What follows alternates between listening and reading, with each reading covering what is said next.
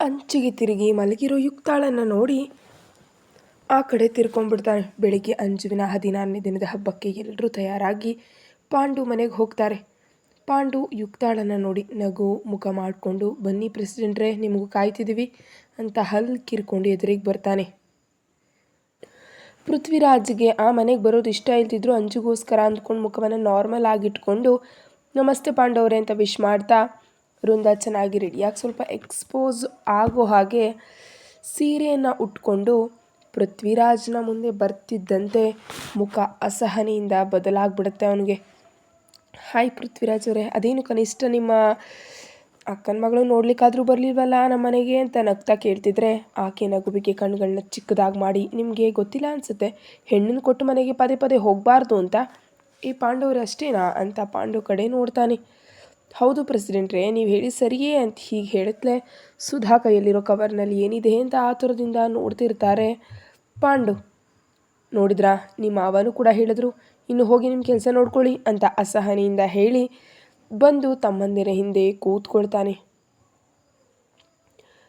ವೃಂದಚ್ಚೆ ಅಂದ್ಕೊಂಡು ಒಂದು ಕಡೆ ನಿಂತು ಪೃಥ್ವಿರಾಜ್ನ ಕಣ್ಣುಗಳಿಂದಲೇ ತಿಂದು ಬಿಡ್ತಾಳೆ. ಯುಕ್ತ ಕೂಡ ಹೋಗಿ ಅಂಜುವಿನ ಹಿಂದೆ ಕೂತ್ಕೊಳ್ಳೋದ್ರಿಂದ ಇಬ್ಬರನ್ನು ಗಮನಿಸಿದ್ರಿಂದ ಯಾವಾಗಲೂ ಕಣ್ಣುಗಳಿಂದಲೇ ಪ್ರೀತಿಸ್ಕೊಳ್ಳೋ ಪೃಥ್ವಿರಾಜ್ ಮತ್ತು ಯುಕ್ತ ಈಗ ನಿಜಕ್ಕೂ ಒಬ್ಬರನ್ನೊಬ್ಬರು ನೋಡ್ಕೊಳ್ಳೋದೇ ಇರೋದ್ರಿಂದ ಅವರ ಮಧ್ಯೆ ಜಗಳ ಆಗಿದೆ ಅಂತ ಕ್ಲಿಯರ್ ಆಗಿ ಅರ್ಥವಾಗುವಷ್ಟರಲ್ಲಿ ಸಂತೋಷದಿಂದ ಕಾಲುಗಳು ನೆಲದ ಮೇಲೆ ನಿಲ್ಲದಂತಾದರೆ ಮೆಲ್ಲಗೆ ಕಿಚನ್ ಒಳಗೆ ಬಂದು ಜಿಗಿತಾ ಕಾಫಿಯನ್ನು ತೆಗೆದುಕೊಂಡು ಪೃಥ್ವಿರಾಜ್ನ ಬಳಿಗೆ ಬಂದು, ಕಾಫಿ ತಗೊಳ್ಳಿ ಅಂತ ಬಾಕೊಳ್ದೆ ಟ್ರೇಯನ್ನು ಆಕೆ ನಡು ಹತ್ತಿರಕ್ಕೆ ಇಡ್ತಾಳೆ. ಪೃಥ್ವಿರಾಜ್ ಮುಖವನ್ನು ಒಂದು ರೀತಿ ಮಾಡಿಕೊಂಡು ಬೇಡ ಅನ್ನುವಂತೆ ತಲೆ ಆಡಿಸ್ತಿದ್ರೆ, ಪರವಾಗಿಲ್ಲ ಬಿಡಿ ತಗೊಳ್ಳಿ ಅಂತ ಒಂದು ಕೈಯಿಂದ ಕಪ್ಪನ್ನು ಮುಂದೆ ತಳ್ತಾಳೆ. ಕ್ಲಿಯರಾಗಿ ಕಾಣಿಸ್ತಿರೋ ಆಕೆ ನಡುವನ್ನು ನೋಡ್ತಿದ್ರೆ ಇನ್ನು ಕೋಪವನ್ನು ಅಡಗಿಸ್ಕೊಡಲಾರ್ದೆ ಎಲ್ಲರೂ ಪೂಜೆ ಕಡೆಗೆ ನೋಡೋದ್ರಿಂದ ಒಂದೇ ಸೆಕೆಂಡ್ನಲ್ಲಿ ಕಪ್ ಹಿಡ್ಕೊಂಡು ಕೈಯನ್ನು ಎಳ್ಕೊಂಡು ಬೆರಳುಗಳನ್ನ ಬಿಸಿ ಬಿಸಿ ಕಾಫಿಯಲ್ಲೇ ಇಟ್ಟುಬಿಡ್ತಾನೆ. ವೃಂದ ಆ ಸುಡುವಿಕೆಗೆ ಅರ್ಚ್ಕೊಳ್ಳೋದಕ್ಕೂ ಕಷ್ಟಪಟ್ಟು ನಿಂತ್ಕೊಂಡು ಕೈಯನ್ನು ಹಿಂದೆ ತಗೋಬೇಕಂತ ನೋಡ್ತಿದ್ರೆ ಪೃಥ್ವಿರಾಜ್ ಮಾತ್ರ ನಿಜಕ್ಕೂ ಬಿಡದೆ ಹಾಗೆ 2 ನಿಮಿಷ ಆಕೆ ಕೈಯನ್ನು ಹಾಗೇ ಇಟ್ಕೊಂಡು ಅವಳು ಕಣ್ಣೀರು ಸುರಿಸ್ತಿದ್ರೆ ಆಗ ಬಿಟ್ಟು ಹೋಗು ಅನ್ನುವಂತೆ ಉರಿದು ನೋಡ್ತಾನೆ. ಕಿಚನ್ ಒಳಗೆ ಓಡೋಗಿ ಸುಟ್ಟು ಕೈಯನ್ನು ನೋಡಿಕೊಂಡು ಕಣ್ಣೀರಿನಿಂದ ಕೋಪದಿಂದ ರೊಚ್ಚಿಗೆದ್ದು, ಪೃಥ್ವಿರಾಜ್ ಪ್ರೀತಿಯಿಂದ ಬಂದರೆ ಬೇಡ ಅಂತೀಯಾ? ನನ್ನ ಪ್ರೀತಿಯನ್ನು ಅವಮಾನಿಸಿದ್ದಕ್ಕೆ ನೋಡ್ತೀರಿ ನಿನಗೆ ಯಾವ ಗತಿ ತೋರಿಸ್ತೀನಿ. ಇವತ್ತು ಮಾಡೋ ಕೆಲಸದಿಂದ ನಿಮ್ಮ ಮಧ್ಯೆ ದೂರ ಇನ್ನೂ ಹೆಚ್ಚಾಗ್ಬಿಡುತ್ತೆ. ಕೊನೆಗೆ ಅವಳು ನಿನ್ನ ಬಿಟ್ಟು ಹೊಟ್ಟೋದ್ಮೇಲೆ ಇಲ್ಲಿ ಆ ಅಂಜನಾಳನ್ನು ಕೂಡ ತಪ್ಪಿಸಿ ನಾನು ನಿನ್ನ ಜೀವನಕ್ಕೆ ಬರ್ತೀನಿ ಅಂತ ಕನ್ನಿಂಗಾಗಿ ನಗ್ತಾ ಯಾರಿಗೋ ಫೋನ್ ಮಾಡಿ ಬೇಗ ಬಾ ಅಂತ ಹೇಳಿ ಕಟ್ ಮಾಡ್ತಾಳೆ. ಅಂಜುವಿನ ಕುತ್ತಿಗೆಯಲ್ಲಿ ಚಿನ್ನದ ಮಂಗಳಸೂತ್ರ ಹಾಕಿ 16ನೇ ದಿನದ ಹಬ್ಬವನ್ನು ಪೂರ್ಣಗೊಳಿಸಿದಂತಹ ನಿಖಿಲ್ ಆಗಲೇ ಕೃಷ್ಣ ಅವರು ಸುಧಾ ಮುಂಚಿತವಾಗಿ ಬಂದು ನಿಶ್ಚಿತಾರ್ಥ ಹೇಗೋ ನಡೆಯಲಿಲ್ಲ, ಆದ್ದರಿಂದ ಇದನ್ನಾದರೂ ಉಂಗುರಗಳನ್ನ ಬದಲಾಯಿಸ್ಕೊಳ್ಳಿ ಹೇಳಿ ಅಂದರೆ ಅಂತ 2 ಬಾಕ್ಸ್ ಮುಂದೆ ಇಡ್ತಾರೆ. ಅಂಜು ಉಂಗುರಗಳ ಕಡೆ ನೋಡಿ ಮಾಮೂಲಾಗಿ ತೆಗೆದುಕೊಂಡು ನಿಖಿಲ್ ಕೈಗೆ ಹಾಕ್ತಾಳೆ. ನಿಖಿಲ್ ಕೂಡ ಅಂಜುವಿನ ಎಡಗೈಗೆ ಉಂಗುರವನ್ನು ಹಾಕಿ ಅತ್ತೆ ಮಾವಂದಿರ ಹತ್ರ ಆಶೀರ್ವಾದವನ್ನು ತೆಗೆದುಕೊಳ್ತಾರೆ ಜೋಡಿಯಾಗಿ. ಊಟ ಟೈಮ್ ಆಗಿರೋದ್ರಿಂದ ಎಲ್ಲರೂ ಊಟ ಕೂತ್ಕೊಂಡ್ರೆ ಯುಕ್ತ ಮಾತ್ರ ಕೈ ತೊಳೆಯೋಣ ಅಂತ ಟ್ಯಾಪ್ ಹತ್ರ ಬಂದು ಅಲ್ಲಿ ಕೇಳಿಸ್ತಿರೋ ಮಾತುಗಳು ಕೇಳಿ ಒಂದೇ ಕ್ಷಣ ಗುಂಡಿಗೆ ಒಡೆದು ಹೋಗುತ್ತೆ. ನೋವಿಂದ ಬರ್ತಿರೋ ಕಣ್ಣೀರನ್ನು ಲೆಕ್ಕಿಸ್ತೆ ಮೆಲ್ಲಕ್ಕೆ ಪಕ್ಕಕ್ಕೆ ಬಂದು ನೋಡ್ತಲೇ ಗೋಡೆ ಪಕ್ಕದ ವೃಂದಾಳನ್ನು ತಪ್ಪಿಕೊಂಡು ಒಂದು ಹೆಣ್ಣು ಅಳ್ತಾ ಇರುತ್ತೆ. ವೃಂದ ಸಮಾಧಾನ ಮಾಡ್ತಾ ಓರಿಯಾಗಿ ಚಾಚ್ಕೊಂಡಿರೋ ಯುಕ್ತಳ ನೋಡಿ ಮನಸ್ಸಿನಲ್ಲಿ ನಗ್ತಾ ತಕ್ಷಣ ಮುಖವನ್ನು ನೋವಿನಂತೆ ಮಾಡಿ, ಅಳ್ಬೇಡ ಶೈಲು, ನೀನೀಗ ಇಷ್ಟು ಹತ್ರ ಪ್ರಯೋಜನ ಇಲ್ಲ. ಈ ವಿಷಯ ಕೇಳೋದಕ್ಕೆ ನಿಂಗೆ ನೋವಾಗಿದ್ರು ಪೃಥ್ವಿರಾಜ್ ಈಗ ಮತ್ತೊಬ್ಬನ ಗಂಡ, ಅದೇ ನಿಜ ಅಂತಾಳೆ. ಪ್ಲೀಸ್ ವೃಂದ ಮಾತಾಡಬೇಡ, ನಂಗೆ ತಡ್ಕೊಳ್ಳೋದಕ್ಕೆ ಆಗ್ತಿಲ್ಲ ಅಂತ ಅಳ್ತಾ ಇದ್ರೆ ಆಕೆ ಬೆನ್ನಿನ ಮೇಲೆ ನೇವರಿಸ್ತಾ, ಆದರೂ ನಿಂದು ಒಂದು ಸೈಡ್ ಲವ್ ತಾನೆ ಶೈಲು, ಯಾಕೆ ಇಷ್ಟು ಥರ ನೋವು ಪಡ್ತಾ ಇದೆಯಾ ನೀನು? ಅಲ್ಲ ವೃಂದ, ಪೃಥ್ವಿರಾಜ್ ಅವ್ರಿಗೂ ಯಾರಿಗೂ ಹೇಳಬೇಡ ಅಂತ ಅಂದಿದ್ರಿಂದ ಬೆಸ್ಟ್ ಫ್ರೆಂಡ್ ಆದ ನಿನಗೆ ಕೂಡ ನಾನು ಹೇಳಲೇ ಇಲ್ಲ. ಅದೇನು ನೀನು ಅನ್ನೋದು ಅಂತ ಆಶ್ಚರ್ಯವಾಗಿ ನಟಿಸ್ತಾಳೆ ವೃಂದ. ನಿಜ ವೃಂದ, ಪೃಥ್ವಿರಾಜ್ ನಾನು ಪ್ರಾಣವಾಗಿ ಪ್ರೀತಿಸ್ಕೊಂಡ್ವು. ಎಷ್ಟಂದರೆ ಒಂದು ದಿನ ಅವರು ಕುಡ್ಕೊಂಡು ಬಂದು ಮೈ ಮೇಲೆ ಕೈ ಹಾಕಿದ್ರೆ ಅಡ್ಡ ಹೇಳದೆ ಸಹಕರಿಸುವಷ್ಟು ಅಷ್ಟು ಗಟ್ಟಿಯಾಗಿ ಪ್ರೀತಿಸಿದೆ ಅವರನ್ನು. ನಂತರ ಮಾಡಿದಕ್ಕೆ ನಾನು ನೋವು ಪಡ್ತಿದ್ರೆ ತಾನೇ ನಮ್ಮ ಅಕ್ಕಂದಿರ ಬಳಿ ನಮ್ಮ ವಿಷಯ ಹೇಳಿ ಎಲ್ಲರ ಸಮ್ಮುಖದಲ್ಲಿ ಮದುವೆ ಮಾಡಿಕೊಡೋದಾಗಿ ಮಾತು ಕೊಟ್ಟರು. ಅವ್ರ ಮಾತು ಮೇಲೆ ನಂಬಿಕೆಯಿಂದ ನಾನು ಹಾಸ್ಟೆಲ್ಗೆ ಹೋಗ್ತಿದ್ದಂತೆ ಒಂದು ದಿನ ಫೋನ್ ಮಾಡಿ ನಮ್ಮ ಅಕ್ಕಂದಿರು ನಮ್ಮ ಮಂಜುವನ್ನು ಮದುವೆ ಮಾಡ್ಕೊ ಅಂತ ಬಲವಂತ ಮಾಡ್ತಿದ್ದಾರೆ, ಆದರೆ ನಾನು ಹೇಗಾದರೂ ಈ ಮದುವೆ ತಪ್ಪಿಸ್ತೀನಿ, ನೀನು ಭಯಪಡಬೇಡ ಅಂತ ನನಗೆ ಧೈರ್ಯ ಹೇಳಿದರು. ನಾನು ಕೂಡ ಸರಿ ಅಂತ ಅವರಿಗೆ ಓದೋದಕ್ಕೆ ಬರೆದಿದ್ರೆ ಕೋಪ ಅಂತ ಓದೋ ಮೇಲೆ ನಾನು ಶ್ರಮವನ್ನು ಇಟ್ಟೆ. ಹಾಗೆ ಮಧ್ಯದಲ್ಲಿ 2 ಸಾರಿ ಫೋನ್ ಮಾಡಿದ್ರು, ಮಾಮೂಲಾಗಿ ಮಾತಾಡಿದ್ರು. ಆದರೆ ಇತ್ತೀಚೆಗೆ ಫೋನ್ ಮಾಡ್ತಿದ್ರೆ ಕಟ್ ಮಾಡಿದ್ರು, ನಂತರ ಬ್ಲಾಕ್ನಲ್ಲಿ ಹಾಕಿದ್ದಾರೆ ಅಂತ ಅರ್ಥ ಆಗಿ ಎಕ್ಸಾಮ್ಸ್ ಆಗ್ತಿದ್ದಂತೆ ಊರಿಗೆ ಬಂದೆ. ಆದರೆ ಈಗಲೇ ತಿಳಿತು ಅವ್ರು ನಮ್ಮನ್ನು ಮೋಸ ಮಾಡಿದ್ರು ಅಂತ ಹೇಳ್ತಾ ಜೋರಾಗಿ ಅಳ್ತಿದ್ದಾಳೆ. ಅದೆಲ್ಲ ಕೇಳಿದಂತಹ ವೃಂದ ಕೋಪದಿಂದ ಶೈಲುವನ್ನು ಹಿಂದೆ ತಳ್ಳಿ ಕೆನ್ನೆ ಮೇಲೆ ಗಟ್ಟಿಯಾಗಿ ಹೊಡಿತಾಳೆ.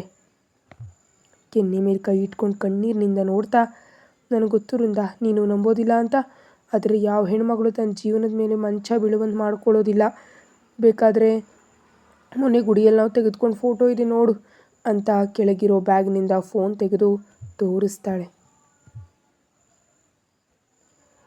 ಅವುಗಳು ನೋಡಿದರಿಂದ ಬಾಯಿ ಮೇಲೆ ಕೈ ಇಟ್ಕೊಂಡು, ನಿಜವೇನೋ ಇವರು ಶೈಲು ಅಲ್ವೇ, ಆದರೆ ಒಳ್ಳೆಯವನಂತೆ ನಟಿಸ್ತಾ ನಿನ್ನನ್ನು ಇಷ್ಟು ಮೋಸ ಮಾಡಿದ್ರಾ, ನಿಜಕ್ಕೂ ನಂಬೋದಕ್ಕೆ ಆಗ್ತಾಯಿಲ್ಲ, ಆದರೆ ನನಗೆ ಒಂದು ಅರ್ಥನೇ ಆಗ್ತಾಯಿಲ್ಲ ಶೈಲು. ಅದೇನು ವೃಂದ, ನಿನ್ನ ಮೇಲೆ ಪ್ರೀತಿ ಇದ್ದರೆ ಮತ್ತೆ ತನ್ನ ಹೆಂಡ್ತೀನಿ ಈಗ ಅಷ್ಟು ಚೆನ್ನಾಗಿ ನೋಡ್ಕೊಳ್ತಿದ್ದಾರೆ. ಏನಿದೆ, ನನ್ನ ಜೊತೆ ಅವಶ್ಯಕತೆ ಮುಗೀತಲ್ವಾ ಅದಕ್ಕೆ ಅಂತ ಅಳ್ತಾಳೆ. ಅಯ್ಯಯ್ಯೋ ಇಷ್ಟು ಮೋಸವಾ, ಬಾ ಹೋಗಿ ನಿಜ ಹೇಳಿ ನ್ಯಾಯ ಒದಗಿಸೋಣ ಅಂತ ಶೈಲು ಕಣ್ಣು ಒರೆಸಿ ಹಿಂದೆ ತಿರುಗ್ತಿದ್ದಂತೆ ಯುಕ್ತಾಳನ್ನು ನೋಡಿ ಬಿಗಿದ್ಕೊಂಡು ಹೋಗ್ತಾರಿಬ್ರು. ಹಿಂದೆ ತಿರುಗಿ ನೋಡಿದ್ರಿಂದ ಶೈಲು ಅಮ್ಮುವನ್ನು ನೋಡಿ ಶಾಕ್ನಿಂದ ಹಾಗೆ ನಿಂತ್ಕೊತಾರೆ. ಉಗ್ರವಾಗಿ ಕಾಣಿಸ್ತಿರೋ ರೂಪಗಳನ್ನ ನೋಡಿ ಬೆನ್ನಲ್ಲಿ ಭಯ ಹುಡ್ತಿದ್ರೆ ಯುಕ್ತ ಅಷ್ಟೇ ಕೋಪದಿಂದ ಮುಂದೆ ಬಂದು ವೃಂದಾಳ ಕೆನ್ನೆಯನ್ನು ಗಟ್ಟಿಯಾಗಿ ಹೊಡಿತಾಳೆ. ಈ ಬಾರಿ ಆ ಪೆಟ್ಟಿಗೆ ಪಾಪ ಹೋಗಿ ಕೆಳಗೆ ಬೀಳ್ತಿದ್ದಂತೆ ಶೈಲು ಬಾಯಿ ಮೇಲೆ ಕೈ ಇಟ್ಕೊಂಡು ಭಯದಿಂದ ನಡಕ್ತಾ ಯುಕ್ತಾಳನ್ನು ನೋಡ್ತಾ ಇದ್ದಾಳೆ. ಯುಕ್ತ ಆವೇಶವಾಗಿ ಕೂದಲು ಹಿಡಿದು ಮೇಲೆ ಕೆತ್ತಿ 2 ಕೆನ್ನೆಗೆ ರಪರಪ ಅಂತ ಬಾರಿಸ್ತಿದ್ರೆ ವೃಂದ ನೋವಿಗರ್ಸ್ತಾ ಯುಕ್ತಾಳನ್ನು ತಳ್ಳಿಬಿಡ್ತಾಳೆ. ಕೆಳಗೆ ಬೀಳ್ತಿರೋ ಯುಕ್ತಾಳನ್ನು ಹಿಂದೆ ಇರೋ ಪೃಥ್ವಿರಾಜ್ ಬೀಳ್ದಂತ ಹಿಡಿದು ನಿಲ್ಲಿಸಿ, ವೃಂದ ನಿನ್ನ ಭಸ್ಮ ಮಾಡುವಂತ ನೋಡ್ತಿರ್ತಾನೆ. ಒಳಗೆ ಭಯ ಆಗಿದ್ರು ಮೇಲ್ಮುಖವಾಗಿ ನೋವಿನಿಂದ, ಯಾಕೆ ಯುಕ್ತ ಹಾಗೆ ನೋಡ್ತಿದ್ದಿ, ಏನು ಇದು ಕೂಡ ನನ್ನ ಹೊಡೆದಿದ್ದೆ ತಾನೇ ಅಂತಾಳೆ. ಛೀ, ಬೇಕಂತ ಹೊಡೆದಿದ್ದಲ್ಲ ವೃಂದ ಅಂತ ಅಸಹ್ಯವಾಗಿ ನೋಡ್ತಾಳೆ. ಅಂಜು ಕೂಡ, ಏನು ಎಲ್ಲರೂ ನಮ್ಮನ್ನು ಅಂತಿದ್ದಾರೆ, ನಾನು ಏನು ತಪ್ಪು ಮಾಡಿಲ್ಲ, ನಂದು 3 ವರ್ಷಗಳ ಪ್ರೀತಿ, ಆದರೆ ನಾನು ಪ್ರಾಜೆಕ್ಟ್ ಮೇಲೆ ಬೇರೆ ಊರಿಗೆ ಹೋಗೋದು, ಇವರು ನಮ್ಮ ಮಧ್ಯೆ ಬರೋದು ನಡೆದು ಹೋಗ್ಬಿಡ್ತು. ಒಮ್ಮಿಂದೊಮ್ಮೆ ನನ್ನ ಕನಸೆಲ್ಲ ಪಾತಾಳದಲ್ಲಿ ಹೋಯಿತು. ಆದರೂ ಹೇಗೋ ಸಮಾಧಾನ ಮಾಡಿಕೊಂಡು ಯುಕ್ತಾಳಿಗೆ ಹತ್ರ ಆಗೋಣ ಅಂತ ಅನ್ನುವಷ್ಟರಲ್ಲಿ ಇವನು ಅಂತ ನಿಖಿಲ್ ಕಾಲರ್ ಹಿಡಿದು ಮುಂದೆ ಎಳೆದು, ಈ ನಿಕ್ಕಿ ನಿನ್ನ ಕೆಡಿಸಿದ್ದಾನೆ, ನೀನು ಹೋಗಿ ಮದುವೆ ಹೆಸರನ್ನು ನಿನ್ನನ್ನು ತನ್ನ ಹೆಂಡತಿಯನ್ನಾಗಿ ಮಾಡಿಕೊಂಡು ನನ್ನ ಪ್ರೀತಿಗೂ ಅರ್ಥವೇ ಇಲ್ಲದಂತೆ ಮಾಡ್ದ ಅಂತ ಅಳುತ್ತಾಳೆ. ಎಲ್ಲ ವಿಷಯಗಳು ಯುಕ್ತಾಳಿಗೆ ತಿಳಿದ್ರು ಅಂಜುವಿನ ವಿಷಯ ತಿಳಿಯದೇ ಇರೋದರಿಂದ ನಂಬಲಾರದಂತೆ ಅಂಜು ನಿಖಿಲ್ ಕಡೆ ನೋಡ್ತಾರೆ. ಯುಕ್ತ ಆ ಮಾತಿಗೆ ಬಾಯಿ ಮೇಲೆ ಕೈ ಇಟ್ಕೊಂಡು ಅಂಜುವನ್ನು ನೋಡ್ತಾ ಇದ್ದರೆ ಅಂಜು ಕಣ್ಣೀರಿನಿಂದ ತಲೆಯನ್ನು ತಗ್ಗಿಸ್ಬಿಡ್ತಾಳೆ. ಆಗ ಅರ್ಥವಾಗುತ್ತೆ ಇಬ್ಬರು ಅಂಜು ಯಾಕಷ್ಟು ಆ ರೀತಿಯಾಗಿ ಹೋಗಿದ್ದಾಳೆ ಅಂತ. ಪ್ರೀತಿಸಿದ ಮಾವಯ್ಯನೇ ಮೃಗದಂತ ಮೇಲೆ ಬಿದ್ದರೆ ತನ್ನ ಮನಸ್ಸು ತಡ್ಕೊಳ್ಳೋದಕ್ಕಾಗಲಿಲ್ಲ, ಹಾಗಂದರೆ ಯಾರೋ ಮುಖ ಪರಿಚಯ ಇರೋದು ವ್ಯಕ್ತಿ ಅಕ್ಕನನ್ನು ಬಲವಂತ ಮಾಡಿದ್ದಾನೆ ಅಂತ ಊಹಿಸ್ಕೊಳ್ತಿದ್ರೆ, ಪ್ರತಿ ಸಲ ಎಷ್ಟು ಸಾರಿ ಸತ್ತು ಬದುಕ್ತಿದ್ದಾಳೆ ಅಂತ ಊಹಿಸ್ಕೊಳ್ತಿದ್ರೆ ಪ್ರಾಣವೇ ಹೋದಂಥ ನೋವಾಗಿ ಒಮ್ಮೆಲೆ ಅಕ್ಕ ಅಂತ ಅರ್ಚಿ ಅಂಜುವನ್ನು ತಪ್ಪಿಕೊಂಡು ಗಟ್ಟಿಯಾಗಿ ಹತ್ತು ಬಿಡ್ತಾಳೆ. ಅಲ್ಲಿವರೆಗೆ ತನ್ನ ನೋವನ್ನು ಯಾರಿಗೂ ಹೇಳ್ಕೊಳ್ದೆ ತನ್ನಲ್ಲಿ ತಾನೇ ಎಷ್ಟು ಹತ್ತು ಕುಗ್ಗಿ ಹೋಗಿದ್ದಾಳೆ ಅಂತ ಗುರುತಿಸಿ ತಂಗಿಯನ್ನು ತಪ್ಪಿಕೊಂಡು ಬಿಕ್ಕಿ ಬಿಕ್ಕಿ ಹೇಳ್ತಾಳೆ. ಅಂಜು ಅವರ ನೋವಿಗೆ ತಾನೇ ಕಾರಣ ಅಂತ ನಿಖಿಲ್ ನೋವಿನಿಂದ ತಲೆ ತಗ್ಸಿ ನಿಲ್ತಾನೆ. ಶೈಲು ಅಲ್ಲಿರಲಾರದೆ ಒಟ್ಟು ಹೋಗ್ಬಿಡ್ತಾಳೆ. ವೃಂದ ಗೋಡೆಗೊರಗಿ ಮೂಕಳಾಗಿ ಹೇಳ್ತಿದ್ದಾಳೆ. ತಾನಿದ್ರೂ ತನ್ನ ಅಕ್ಕನ ಮಗಳಿಗೆ ಇಷ್ಟು ಅನ್ಯಾಯ ನಡೆದ್ರೆ ತಡ್ಕೊಳ್ಳೋದಕ್ಕಾಗ್ತಿಲ್ಲವಂತೆ. ಎಷ್ಟು ಎಚ್ಚರಿಕೆಯಿಂದ ಇದ್ದರೂ ಹೀಗೆ ಘಟನೆ ನಡೆದರೆ ತನಗೆ ತಿಳಿಲಿಲ್ಲವೆಂದರೆ ಮಾವನಾಗಿ ಸೋತಿದ್ದೀನಿ ಅನಿಸ್ತಿದೆ. ಮೆಲ್ಲಗೆ ನೆಲದ ಮೇಲೆ ಕೂತು ಬಿಡ್ತಾನೆ ಪೃಥ್ವಿ. ಅಂಜು ಯುಕ್ತಾಳನ್ನು ನೋಡಿ ಮಾವಯ್ಯ ಅಂತ ಗಬಗಬ ಹತ್ರ ಬರ್ತಾರೆ. ಎದುರುಗಡೆ ಅಳ್ತಾ ಕೂತ ಅಂಜುವನ್ನು ನೋಡ್ತಾ ತಲೆ ಮೇಲೆ ಕೈಯಿಟ್ಟು ಕ್ಷಮಿಸಮ್ಮ, ಈ ಮಾವಯ್ಯನಣ್ಣ ಅಂತ ನೋವಿನಿಂದ ಹೇಳ್ತಾ ಇದ್ದರೆ, ಪ್ಲೀಸ್ ಮಾವಯ್ಯ ಹಾಗನ್ಬೇಡ, ನೀನು ಯಾವ ಕಷ್ಟವೂ ಬರದಂತೆ ನಮ್ಮನ್ನು ಚೆನ್ನಾಗಿ ನೋಡ್ಕೊಂಡಿದ್ಯಾ. ಕೇವಲ ನಾನು ಮಾಡಿದ ತಪ್ಪು ನನ್ನ ಜೀವನವನ್ನು ಬಲಿ ತೆಗೆದುಕೊಂತ ಅಷ್ಟೇ. ಅದಕ್ಕಿಂತ ಮೀರಿ ಇದರಲ್ಲಿ ಯಾರು ತಪ್ಪು ಇಲ್ಲ. ಹೀಗೆ ನೀನು ನಿಲ್ಲಿಸ್ಕೊಂಡು ನೋವು ಪಡ್ತಿದ್ರೆ ನನಗೆ ತಡ್ಕೊಳ್ಳೋದಕ್ಕಾಗೋದಿಲ್ಲ ಅಂತ ಎದೆ ಮೇಲೆ ವಾಲಿ ಹೊರಗಿ ಅಳ್ತಾಳೆ ಅಂಜು. ಯುಕ್ತ ಕೂಡ ಅಳ್ತಾ ಪೃಥ್ವಿರಾಜ್ ಭುಜದ ಮೇಲೆ ತಲೆ ಇಡ್ತಾಳೆ. ಒಂದು ಕೈಯಿಂದ ಅಂಜುವನ್ನು ತಪ್ಕೊಂಡು ಮತ್ತೊಂದು ಕೈಯಿಂದ ಯುಕ್ತಾಳ ತಲೆ ಮೇಲಿಟ್ಟು ನೋವನ್ನು ನುಂಗ್ಕೊಳ್ತಾನೆ. ಸ್ವಲ್ಪ ಸಮಯದ ಮೌನದ ನಂತರ ಇಬ್ಬರನ್ನ ದೂರ ಸರಿಸಿ ಮೆಲ್ಲಗೆದ್ದು ನಿಖಿಲ್ ಮುಂದೆ ನಿಲ್ತಾನೆ. ಪೃಥ್ವಿನ ನೋಡಿ ಭಯವಾಗಿದ್ದರೂ ಮಾಡಿದ್ದು ತಪ್ಪಾಗಿರೋದ್ರಿಂದ ನನ್ನ ಕ್ಷಮಿಸಿ ಅಂತಿದ್ರೆ ಎಳೆದು ಒಂದು ಹೊಡಿತಾನೆ. ತಲೆ ಗಿರ್ರಂತ ತಿರುಗೋದಲ್ಲದೆ ದವಡೆ ಕಳಚಿ ಕೆಳಗೆ ಬೀಳ್ದಂತ ಕಷ್ಟಪಟ್ಟು ನಿಂತು ತಲೆ ಆ ಕಡೆ ಈ ಕಡೆ ಆಡಿಸಿ ಸ್ವಲ್ಪ ಚೇತರಿಸ್ಕೊಂಡು, ನೀನು ಹೊಡೆಯೋದ್ರಲ್ಲಿ ತಪ್ಪಿಲ್ಲ ಅಣ್ಣ, ನಿನ್ನ ಜಾಗದಲ್ಲಿ ನಾನಿದ್ರು ಇದಕ್ಕಿಂತ ಹೆಚ್ಚೇ ಹೊಡಿತೀನಿ. ಆದರೆ ನೀನು ಒಂದು ಹೇಳಬೇಕಣ್ಣ, ನಾನು ಈ ತಪ್ಪಬೇಕಂತ ಮಾಡಲಿಲ್ಲ, ನಿಜಕ್ಕೂ ನಾನು ಅಂಥವನೇ ಅಲ್ಲ ಅಂತ ಆ ದಿನ ನಡೆದದ್ದು ಎಲ್ಲವೂ ಹೇಳಿ ಇದೆ ಅಣ್ಣ. ಅದರಿಂದ ನನ್ನಿಂದ ಒಂದು ಹೆಣ್ಣಿನ ಜೀವನ ಹಾಳಾಗೋದು ನನಗೆ ತಡ್ಕೊಳ್ಳೋದಕ್ಕಾಗಲಿಲ್ಲ. ಆತ್ಮಹತ್ಯೆ ಮಾಡ್ಕೊಳ್ಳೋದಕ್ಕೆ ಹೋಗ್ತಿದ್ರೆ ಅಮ್ಮ ನೋಡಿ ತಡೆದ್ರು, ಇಲ್ದಿದ್ರೆ ಅಂದೇ ನನ್ನ ಪ್ರಾಣ ಹೋಗ್ತಿತ್ತು.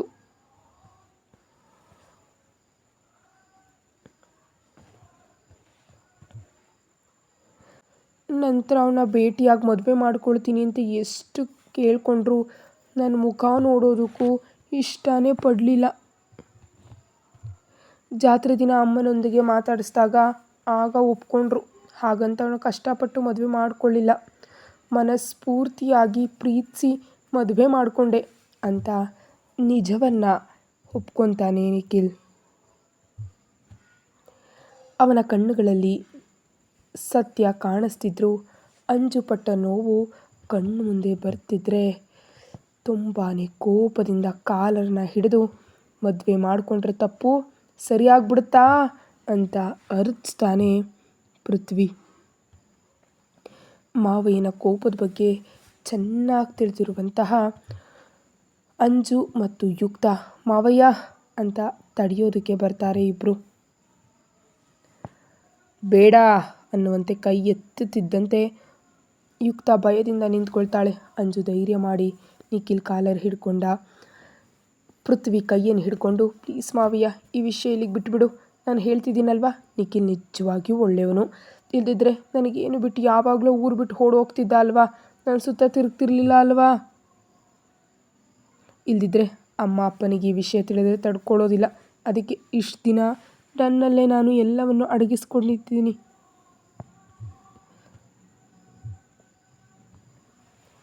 ಈಗ ನೀನೇ ಎಲ್ರಿಗೂ ತಿಳಿಯುವಂತೆ ಮಾಡಿದ್ರೆ ಹೇಗೆ, ಪ್ರಾಣದ ಜೊತೆ ಇರ್ತಾರಾ, ಒಮ್ಮೆ ಯೋಚಿಸು ಅಂತ ಜೋರಾಗಿ ಅಳ್ತಾ ಕೇಳ್ಕೊತಿದ್ರೆ, ಅದಕ್ಕೋಸ್ಕರ ಇವನ್ನ ಹೀಗೆ ಬಿಟ್ಬಿಡ್ತೀಯ ನೀನು?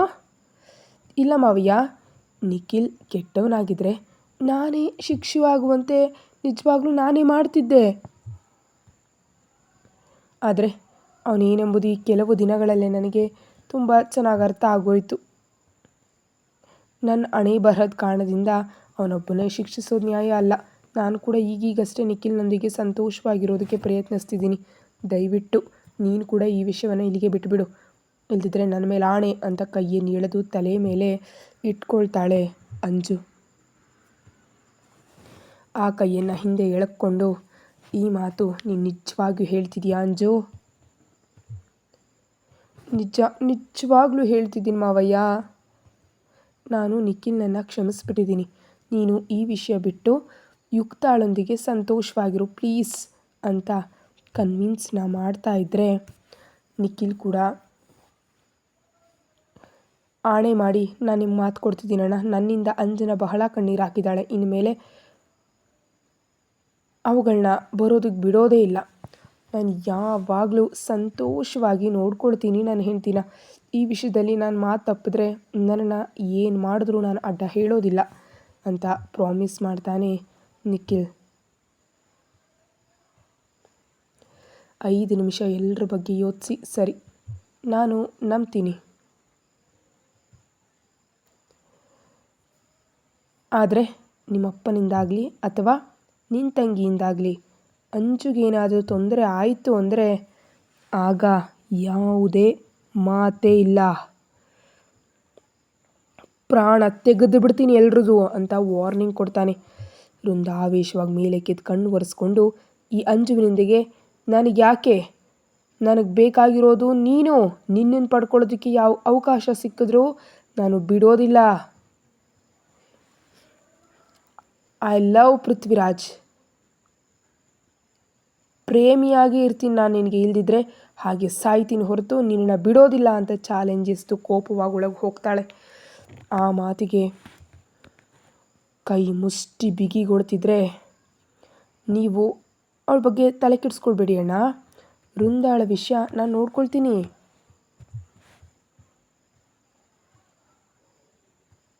ನೀವು ಅದರ ಬಗ್ಗೆ ಏನನ್ನು ಯೋಚನೆ ಮಾಡಬೇಡಿ, ಅತ್ತೆ ಕಾಯ್ತಾ ಇರ್ತಾರೆ,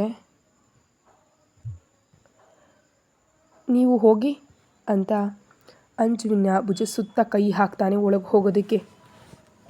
ಮತ್ತೆ ಹೇಳ್ತಾ ಇದ್ದೀನಿ ನಿಖಿಲ್, ಅಂಜುವಿನ ವಿಷಯದಲ್ಲಿ ಒಮ್ಮೆ ಮರೆತವನಂತಿದ್ದೆ ಅಂತ ಪದೇ ಪದೇ ಹಾಗೆ ಇರಲಾರೆ. ಈ ಬಾರಿ ಅಳ್ತಿರೋದು ನನಗನ್ಸಿದ್ರೆ ಪ್ರಾಣ ತೆಗೆದು ಬಿಡ್ತೀನಿ. ಹಾಗಂತ ಮನೆಯಲ್ಲಿ ವಿಧವೆಯಾಗಿ ಕೂರಿಸ್ತೀನಿ ಅಂತ ಭಾವಿಸ್ಬೇಡ. ಮತ್ತೊಂದು ಮದುವೆ ಮಾಡಿ ಅತ್ತೆ ಮನೆಗೆ ಕಳಿಸ್ತೀನಿ ಹೊರತು ಅವಳನ್ನ ಹಾಗೆ ಬಿಡೋದಿಲ್ಲ ಅಂತ ತುಂಬಾ ಸ್ಟ್ರಾಂಗ್ ಆಗಿ ವಾರ್ನಿಂಗ್ ಕೊಡ್ತಾನೆ ಪೃಥ್ವಿರಾಜ್. ಅಂಜು ಕಣ್ಣು ಒರೆಸ್ಕೊಂಡು, ಈ ಬಾರಿ ಏನಾದರೂ ಆದರೆ ನಾನೇ ನಿನಗೆ ಹೇಳ್ತೀನಿ ಮಾವಯ್ಯ, ನೀನು ನನ್ನ ಬಗ್ಗೆ ಚಿಂತೆ ಮಾಡಿಕೊಳ್ಳೇಬೇಡ ಅಂತ ಅಂತಾಳೆ ಅಂಜು.